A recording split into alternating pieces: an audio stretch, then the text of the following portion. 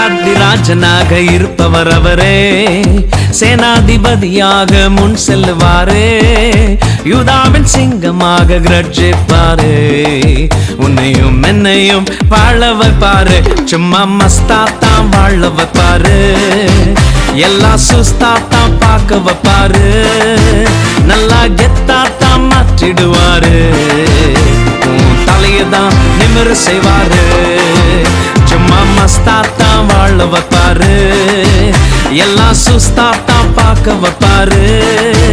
நல்லா கெத்தாத்தான் மாற்றிடுவாரு.